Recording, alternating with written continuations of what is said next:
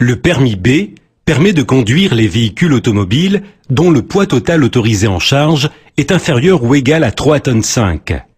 Le véhicule peut être affecté au transport de marchandises ou bien au transport de personnes. Dans ce cas, le véhicule ne doit pas comporter plus de 8 places assises destinées aux passagers. Il est possible de conduire un véhicule tractant une remorque à condition que le poids total autorisé en charge de celle-ci soit inférieur ou égal à 750 kg.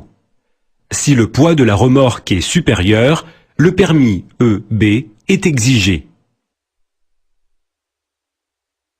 L'épreuve pratique du permis B peut être passée sur un véhicule équipé d'un système d'embrayage automatique, mais le permis délivré sera valable uniquement pour les véhicules munis de ce système. De même, un permis délivré pour un véhicule aménagé de façon à tenir compte du handicap du conducteur n'est valable que pour ce type de véhicule.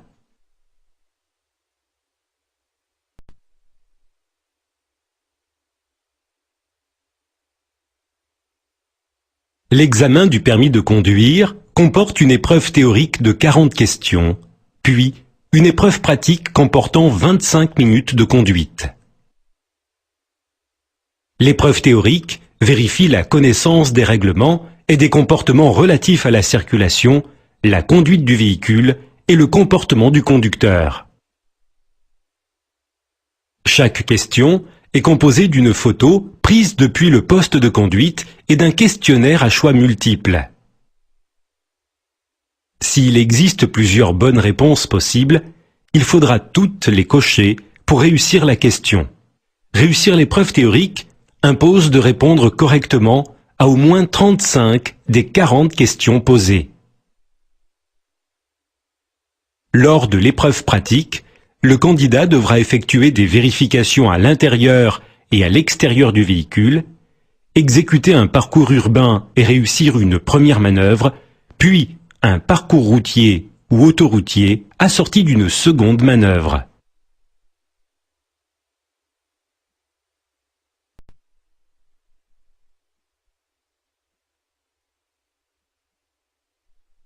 La signalisation guide l'usager sur le réseau routier. Feux, panneaux, balises et marquages au sol doivent être correctement interprétés sur l'instant afin de prendre la bonne décision au bon moment.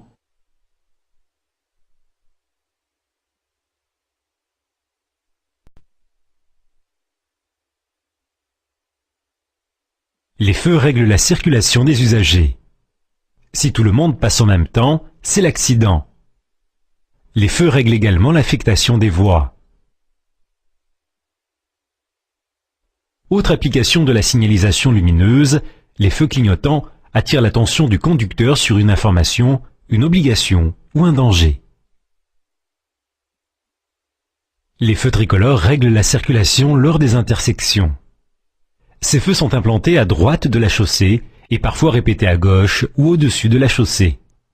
Lorsque l'existence d'un feu risque de surprendre les usagers, le feu tricolore est annoncé par ce panneau.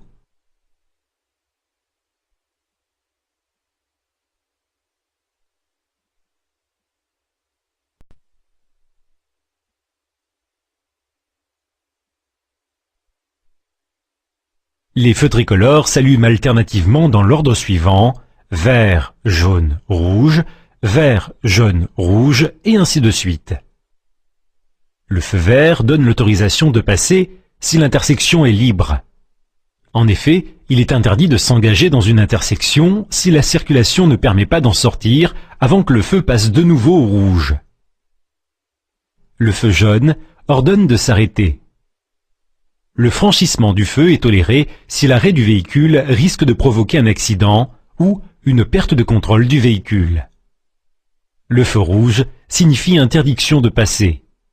Attention, vous devez arrêter le véhicule avant l'aplomb du feu ou le marquage au sol existant. Passage piéton ou ligne d'effet du feu par exemple. Sous un feu tricolore fonctionnant normalement, vous verrez parfois une flèche lumineuse jaune qui s'allume lorsque le feu est au rouge. Cette flèche autorise à circuler en dépit du feu rouge, mais à vitesse réduite et uniquement dans la direction indiquée par la flèche. Attention, cette flèche ne vous donne pas la priorité et il faut céder le passage aux piétons et aux autres usagers. À certains carrefours, sachez que les feux tricolores ne sont pas ronds, mais en forme de flèche. La forme des flèches lumineuses reprend celle des flèches marquées au sol. Vous devez tenir compte du groupe de feux correspondant à la voie sur laquelle vous circulez.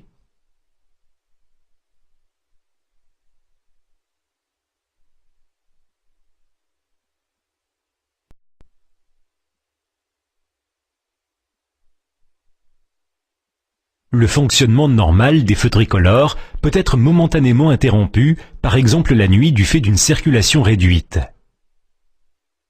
Dans ce cas, le feu jaune clignote en permanence pour signaler le danger lié à l'intersection. Parfois, un feu jaune clignotant remplace un feu vert dans les carrefours complexes ou bien signale une sortie de véhicule en provenance d'un bâtiment, par exemple une caserne de pompiers.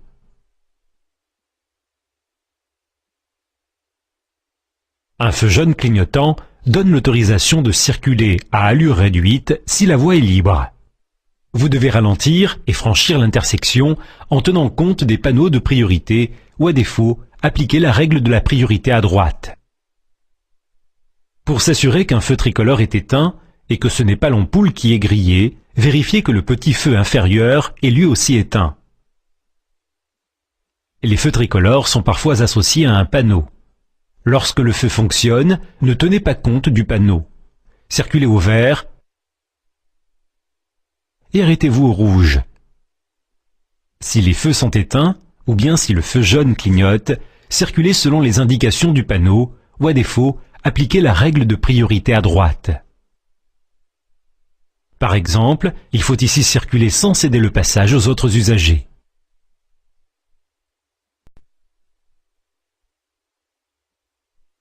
Les feux d'affectation des voies situées au-dessus de la chaussée ouvrent ou ferment les voiles à circulation selon que le feu est rouge ou vert. Si le nombre de voies disponibles diminue, les conducteurs sont prévenus par une flèche jaune inclinée vers la droite. Les postes de péage utilisent une croix rouge ou une flèche verte pour signaler les postes ouverts ou fermés. Ils utilisent aussi des feux bicolores. Le feu rouge demande au conducteur de s'arrêter et le feu blanc ou vert autorise le passage.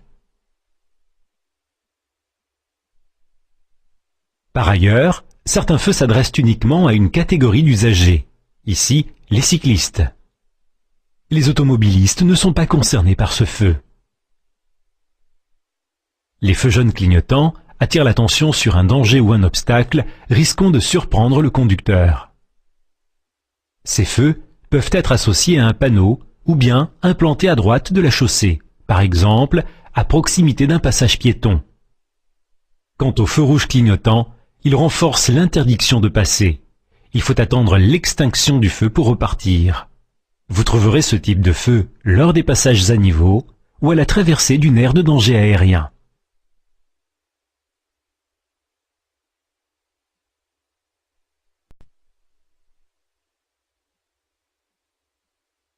Les panneaux de signalisation routière forment un code de communication qui permet aux usagers de circuler en toute sécurité.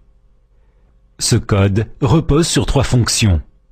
Avertir en cas de danger, imposer une interdiction ou une obligation, et pour finir, informer ou guider les usagers. Il est très important d'identifier et de comprendre au premier coup d'œil le message indiqué par un panneau.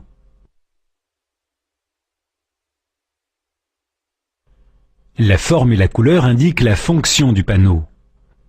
Cette première indication est précisée par un symbole. Si nécessaire, un panonceau blanc fixé sous le panneau fournit des indications complémentaires. Par exemple, ce panneau rond donne un ordre. Le cercle rouge est spécifique d'une interdiction. La barre oblique rouge sur fond bleu indique que l'interdiction concerne le stationnement.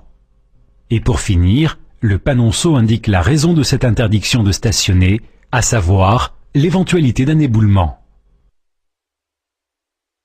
Ce panneau triangulaire signale un danger.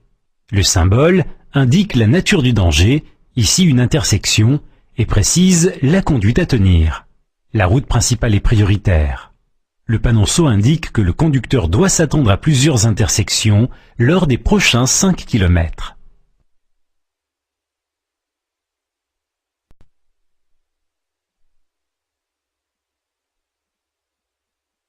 La forme d'un panneau indique sa fonction. Le triangle avertit d'un danger. En agglomération, les panneaux de danger sont généralement placés environ 50 mètres avant le risque signalé. Alors qu'en race campagne, ils sont placés 150 mètres avant le danger potentiel. Par exception, le panneau circulation dans les deux sens est toujours implanté au niveau même du danger. Le rond indique une interdiction ou une obligation qu'il faudra impérativement respecter. Le carré informe les usagers. Il donne des indications utiles concernant la conduite ou l'existence d'installations. Les panneaux relatifs aux installations, par exemple un parking, sont placés à proximité de celle-ci. De même, les panneaux indiquant la position d'un danger signalé auparavant sont placés au niveau du danger. Le rectangle guide l'usager. Un rectangle fléché indique une direction, tandis qu'un rectangle non fléché identifie un lieu ou un bâtiment.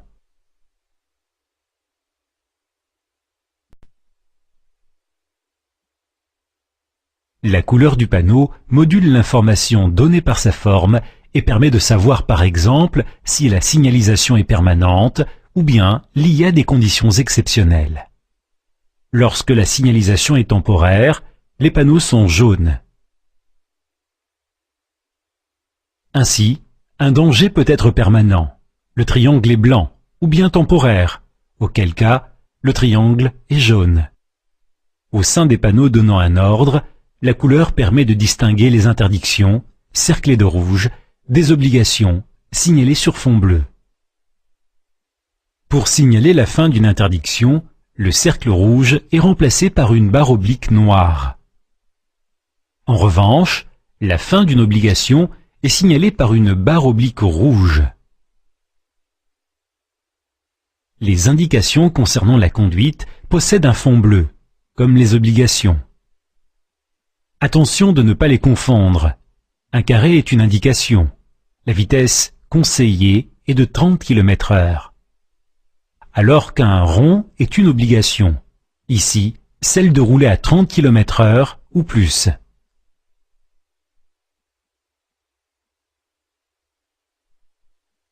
Les panneaux indiquant des installations ne portent pas à confusion, car ils sont blancs cerclés de bleu.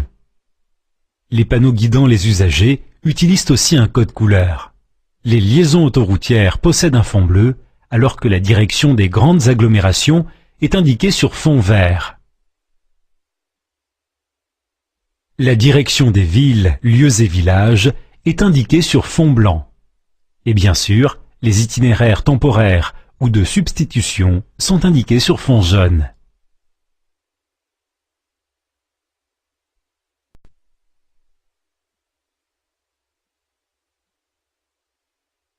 Les symboles précisent le sens du panneau. Ici, la nature du danger et la présence d'enfants.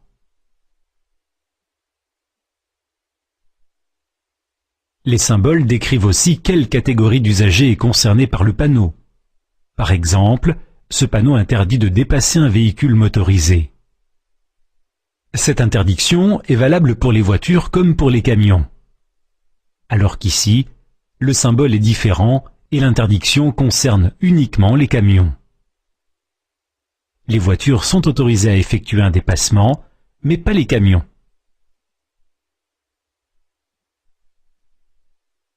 Autre exemple, cette obligation concerne uniquement les tramways.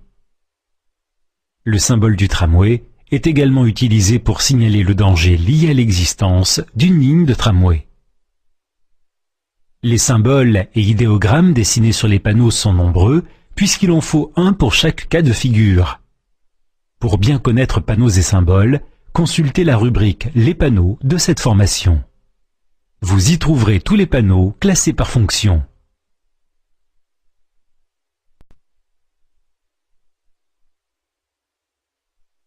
Les panonceaux d'identification désignant une autoroute, une route, un échangeur ou une installation sont toujours placés au-dessus du panneau faisant référence à l'objet désigné.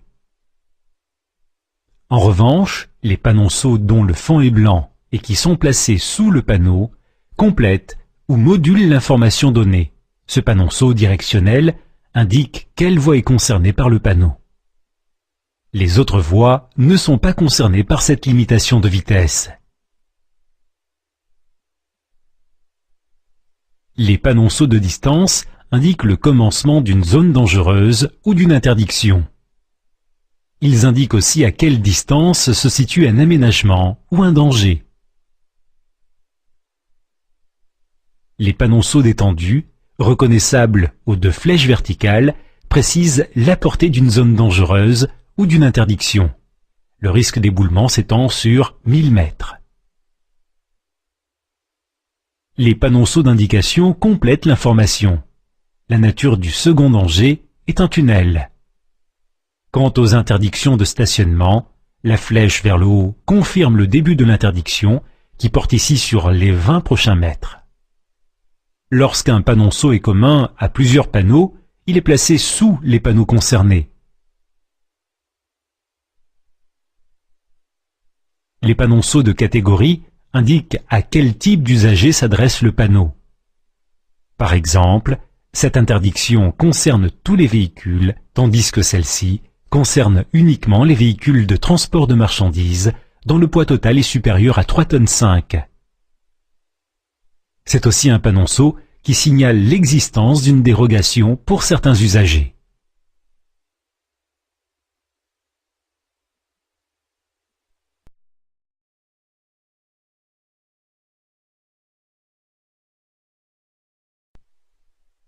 Les signaux routiers instaurent des règles de circulation, donnent des indications quant aux règles de conduite à appliquer et guident le conducteur tout au long de son itinéraire.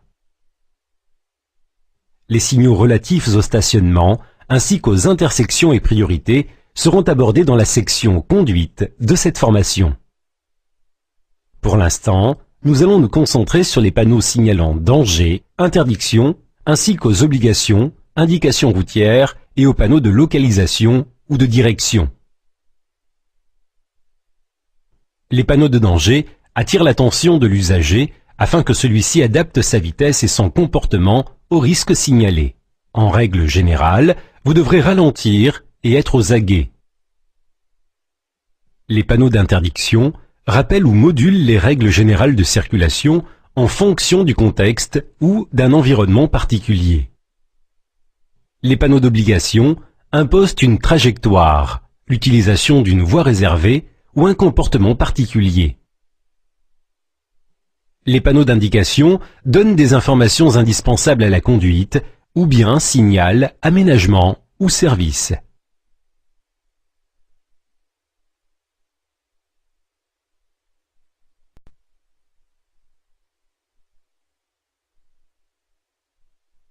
En agglomération, les dangers sont signalés 50 mètres avant le risque potentiel. Hors agglomération, les panneaux sont implantés 150 mètres avant le danger signalé.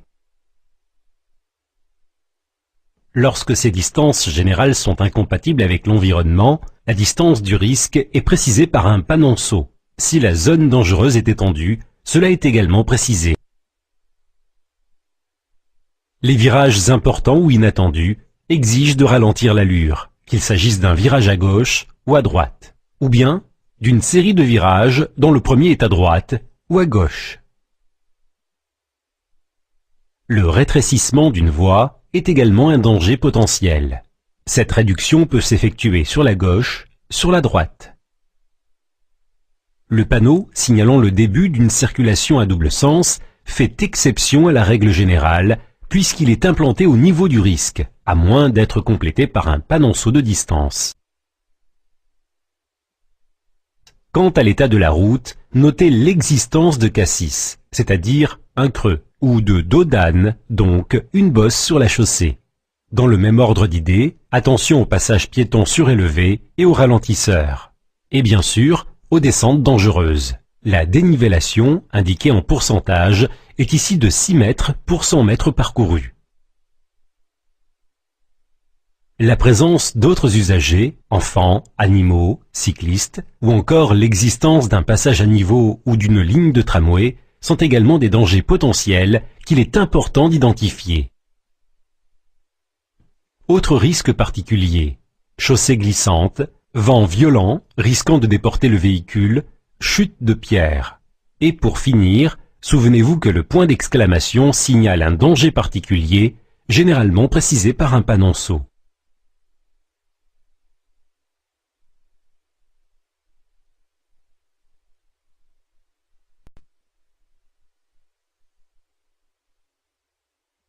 Les panneaux d'interdiction sont placés à l'endroit même où commence l'interdiction. L'interdiction s'applique donc à partir du panneau et est valable jusqu'à la prochaine intersection.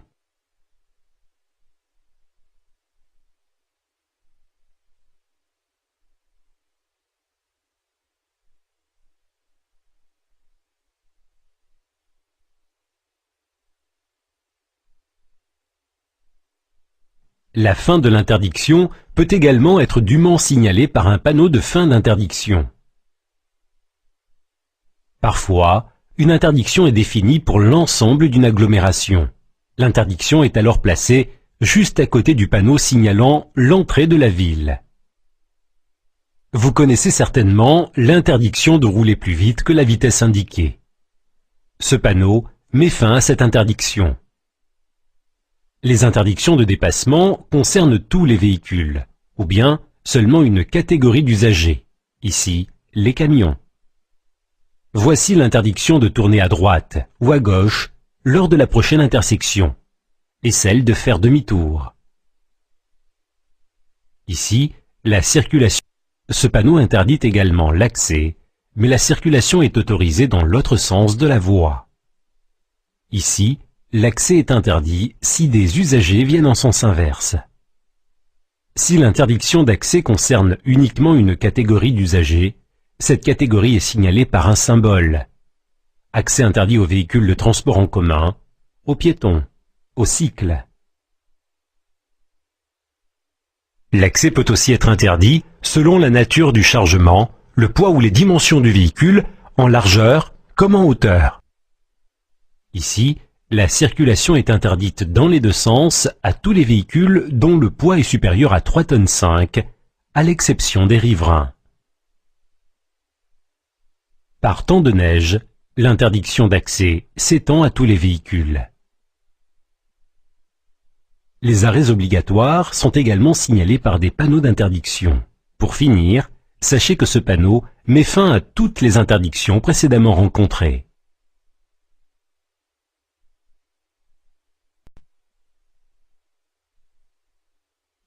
Les panneaux d'obligation sont ronds et possèdent un fond bleu.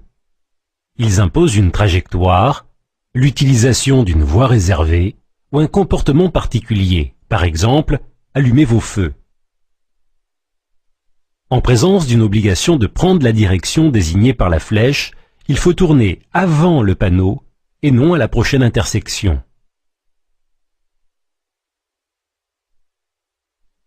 La flèche inclinée du panneau vous oblige à contourner l'obstacle par la droite, alors qu'ici, il faudra le contourner par la gauche. Les obligations concernant la conduite à tenir lors de la prochaine intersection sont les suivantes: tout droit, à droite, à gauche, et les combinaisons possibles: tout droit ou à droite, à gauche ou à droite, tout droit ou à gauche. En ce qui concerne les voies réservées, les véhicules concernés sont désignés en toutes lettres, ou bien par un symbole. Certains panneaux imposent un comportement particulier.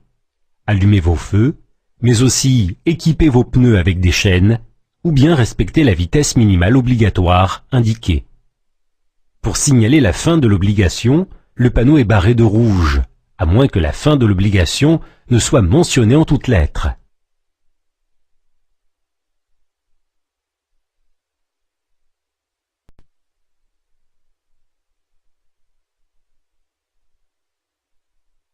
Les panneaux d'indication sur fond bleu concernent la conduite.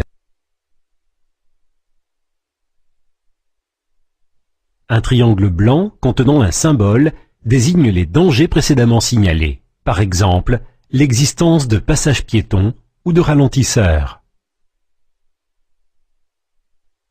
Les panneaux d'indication signalent les emplacements réservés à l'arrêt ou au stationnement, arrêt d'urgence, arrêt de bus, parc de stationnement. Ils peuvent aussi conseiller une vitesse de circulation. Ce conseil est valable jusqu'à ce que ce panneau y mette fin. Ces panneaux précisent le nombre de voies affectées à chaque sens de circulation. Ici, une seule des 3 voies est dédiée à la circulation venant en sens contraire. Parfois, un symbole est placé sur les flèches symbolisant les voies afin de signaler des conditions particulières. Toute réduction du nombre de voies affectées à un sens de circulation est indiquée suivant le même code visuel. Autres indications à connaître, celle qui signale une chaussée à sens de circulation unique, ou bien la priorité par rapport à la circulation venant en sens inverse. Sans oublier présignalisation et signalisation d'une impasse. Lorsque le fond du panneau est blanc, les indications indiquent la proximité d'un service ou d'un aménagement. Cabine téléphonique, poste de secours.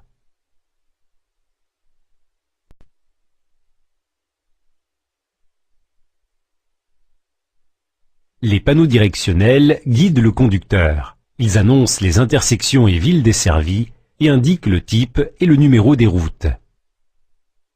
Le code couleur utilisé identifie les catégories d'itinéraires. Bleu pour les trajets empruntant une autoroute, vert pour les itinéraires reliant les villes importantes, blanc pour les directions secondaires reliant les localités proches, marron pour les sites touristiques et bien sûr jaune pour les itinéraires temporaires comme les déviations.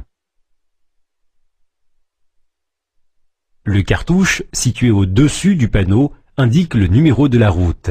Lettres et code couleur varient suivant la catégorie administrative à laquelle elle appartient, européenne, nationale, autoroute, départementale, communale, rurale ou forestière. Ne confondez pas cartouche et encart. L'encart placé dans le panneau désigne la route ou l'autoroute qu'il est possible de rejoindre et non celle sur laquelle vous vous trouvez. Les idéogrammes placés devant la destination donnent des informations complémentaires, embarcadère, aéroport, parking, site touristique. Les panneaux de direction peuvent aussi comporter des symboles d'indication afin de désigner la ou les catégories d'usagers pour lesquels cet itinéraire est prévu. Si nécessaire, un symbole d'interdiction désigne la ou les catégories d'usagers à qui il est interdit de suivre la direction indiquée.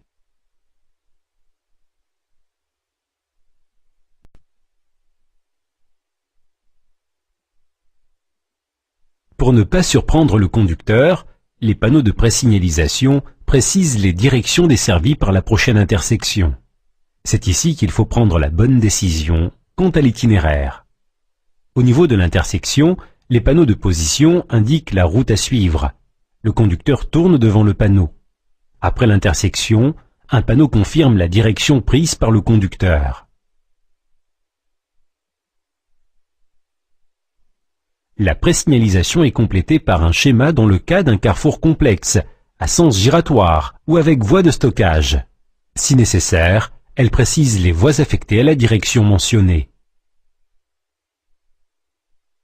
Sur les voies rapides et les autoroutes, un panneau annonce à quelle distance se trouve le prochain échangeur et indique les voies affectées à chaque direction, y compris la sortie. Le conducteur doit se placer sur la voie correspondant à la direction choisie. La signalisation avancée identifie la direction correspondant à la voie retenue. Passé ce point de divergence, le conducteur ne peut plus changer de voie. Après la bifurcation ou la sortie, un panneau confirme la direction prise par le conducteur.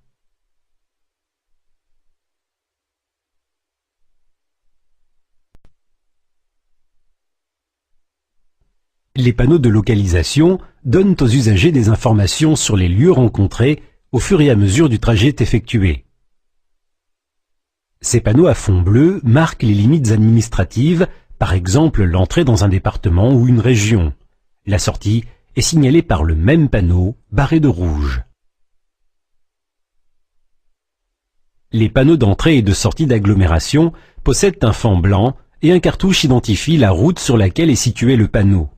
Attention, sauf indication contraire, l'entrée au sein d'une agglomération impose des règles de conduite particulières. Vitesse limitée à 50 km/h et interdiction de klaxonner. Parfois, un panneau proche de celui signalant l'entrée de la ville définit des règles supplémentaires, par exemple une interdiction d'accès, de vitesse, de stationnement. Le panneau matérialisant la sortie de l'agglomération met fin aux règles annoncées à l'entrée de la ville et marque le retour aux règles générales de circulation.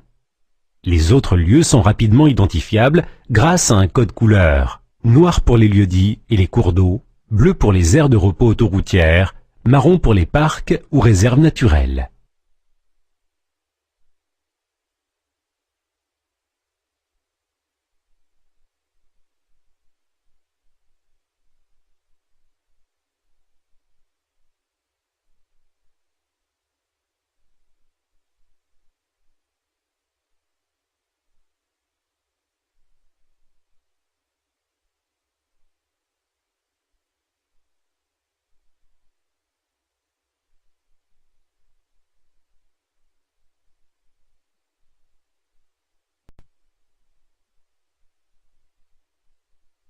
Le marquage au sol matérialise la chaussée et les voies de circulation.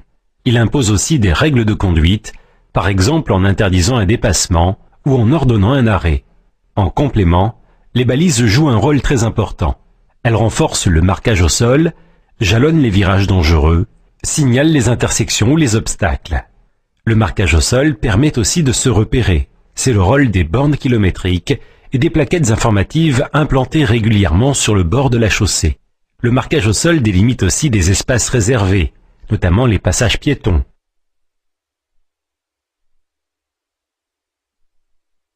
Lorsque le contexte exige de modifier le tracé des voies de circulation, le marquage au sol temporaire, de couleur jaune, guide l'usager.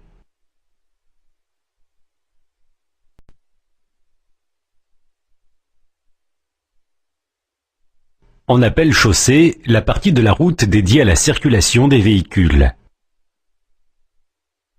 Les accotements bordant la chaussée sont interdits à la circulation. Les véhicules peuvent cependant s'y arrêter, voire y stationner, sauf si les accotements sont aménagés, par exemple en piste cyclable ou en trottoir. Les limites de la chaussée sont généralement matérialisées par des lignes blanches discontinues appelées lignes de rive. Ces lignes sont constituées d'une succession de traits de 3 mètres, espacés entre eux de 3,50 m. La règle générale compte 2 exceptions. Lorsqu'elles annoncent une intersection, les traits des lignes de rive mesurent 20 mètres et sont alors espacés de 6 mètres. Si la route est à sens unique, la ligne de rive gauche devient continue afin de confirmer le sens unique de circulation. Sur l'autoroute, les lignes de rive sont constituées de traits de 38 mètres, espacés de 14 mètres. Ces lignes ne matérialisent pas la frontière entre accotement et chaussée, mais définissent une voie réservée, la bande d'arrêt d'urgence. Cette voie spéciale est interdite à la circulation, sauf s'il s'agit de véhicules de secours ou d'entretien. En revanche, l'arrêt est autorisé en cas de panne ou d'accident.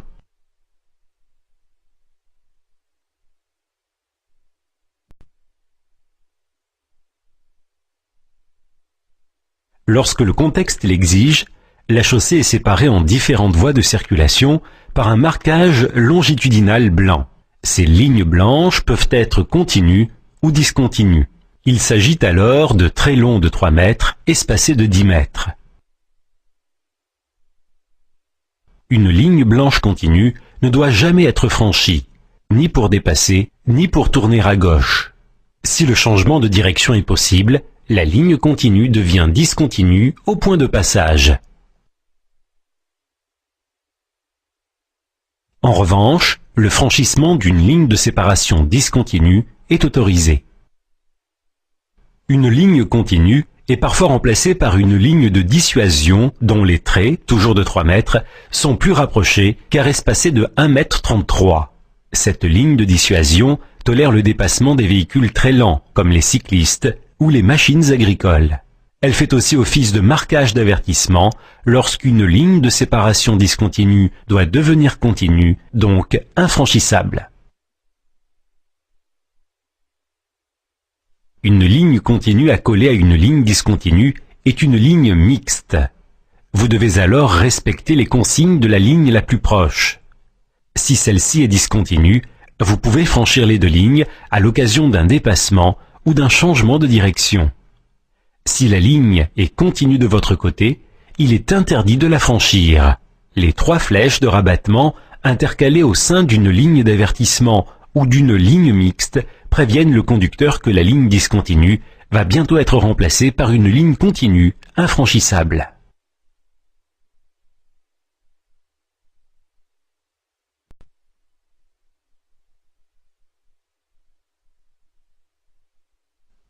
Lorsque le nombre de voies d'une route diminue, des flèches de rabattement incurvées sont dessinées au milieu de la voie amenée à disparaître.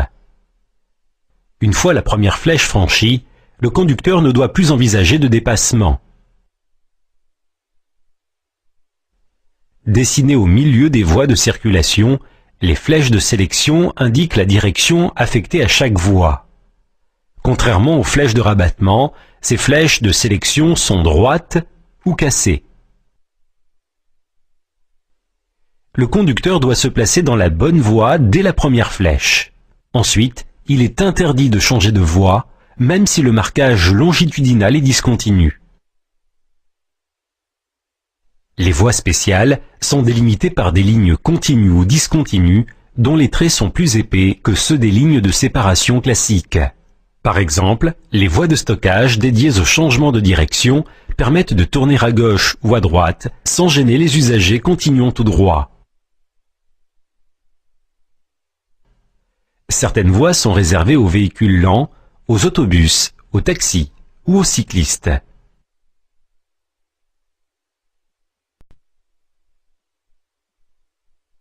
Le marquage longitudinal délimite la chaussée et les voies de circulation. Le marquage transversal indique l'endroit précis où le conducteur doit s'arrêter ou céder le passage. Il indique également à quel endroit de la chaussée les piétons ou les usagers disposant d'une voie réservée doivent traverser. Le marquage au sol délimite aussi des espaces réservés comme les arrêts de bus. Contrairement aux arrêts de bus, les zébras sont interdites à la circulation. Un damier rouge et blanc identifie les voies de détresse destinées aux véhicules dont les freins sont défaillants. Le marquage au sol est complété par des balises, à commencer par les délinéateurs qui délimitent la chaussée. Les balises de virage augmentent la visibilité des courbes. Dans les régions enneigées, la pointe de ces balises est peinte en rouge afin d'en faciliter le repérage. Si les virages sont très accentués, la signalisation est renforcée par des panneaux à chevrons bleus et blancs. Les balises de position, reconnaissables à leur bande rouge, renforcent la visibilité des intersections. Les obstacles proches de la chaussée sont signalés par des balises d'obstacles blanches rayées de bleu. Lorsqu'un îlot sépare ponctuellement les voies de circulation, la tête de l'îlot est signalée par cette balise. Les balises de musoir signalent la divergence des voies. La visibilité de la divergence des voies peut être renforcée par des zébras et des balises vertes.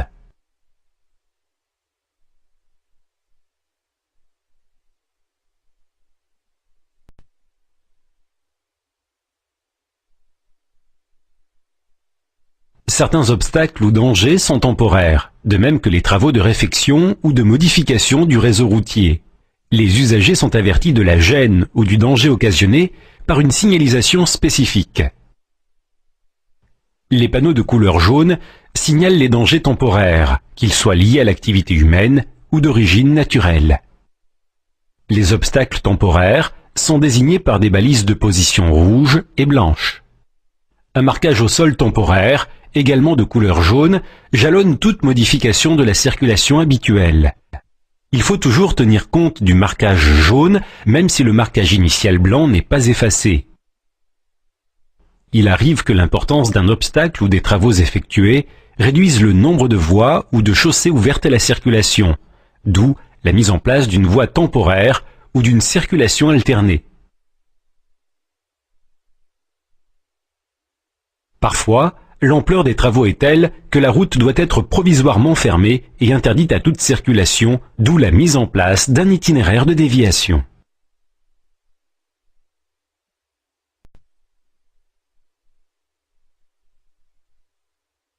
Les panneaux signalant un danger temporaire sont facilement reconnaissables.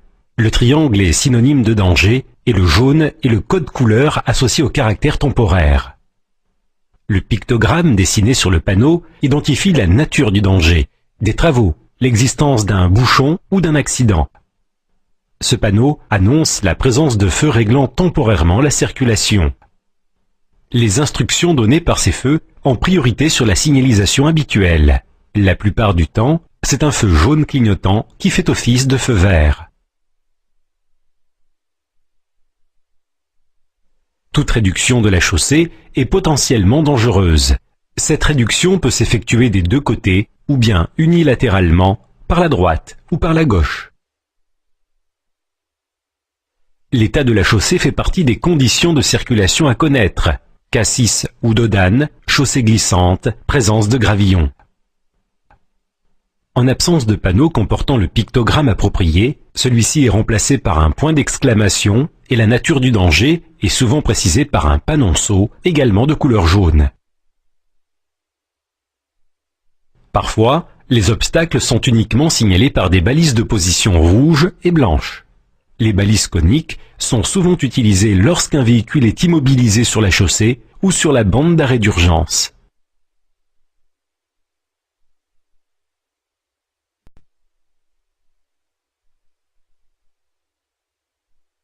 Aménagement et travaux occupent parfois une file de circulation. Il est alors courant de dériver la circulation sur une autre voie ou une autre chaussée s'il s'agit d'une autoroute ou d'une route à chaussée séparée. La signalisation devient alors très présente afin de guider les usagers. Tout d'abord, la suppression de la voie encombrée par les travaux, ici la voie de droite, est annoncée par un premier panneau, éventuellement associé à un panonceau de distance. Ensuite, un second panneau avertit les conducteurs qu'ils vont franchir le terre-plein central pour être dirigés sur une autre chaussée sur laquelle ils disposeront de deux voies temporaires, ou bien d'une seule. Le marquage au sol jaune matérialise la ou les voies temporaires. Cette signalisation est renforcée par des balises de position rouge et blanche, ainsi que par des panneaux d'obligation. Si nécessaire, des balises jaunes renforcent le marquage longitudinal temporaire. Une fois sur la voie temporaire, le conducteur est averti des voies affectées à chaque sens de circulation par ces panneaux. Attention, certaines voies peuvent être interdites à certains usagers. Dans ce cas, une interdiction d'accès est dessinée sur la voie concernée.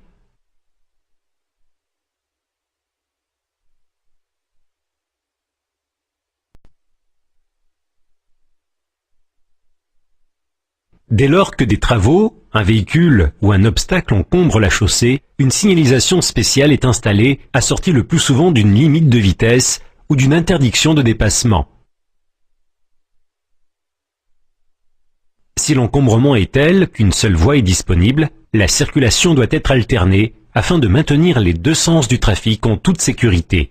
Le conducteur est averti par ce panneau, souvent associé à des panneaux de danger. Selon la durée des travaux, la circulation est réglée par des feux provisoires ou bien par le personnel autorisé. Dans ce cas, la personne montre un panneau mobile. La face verte du panneau autorise l'accès, tandis que la face rouge interdit la circulation. S'il s'agit d'un feu tricolore, sachez que le feu orange clignotant fait office de feu vert. La zone à éviter est désignée par des balises de position. L'étendue du chantier est désignée par des barrières de début et de fin de chantier.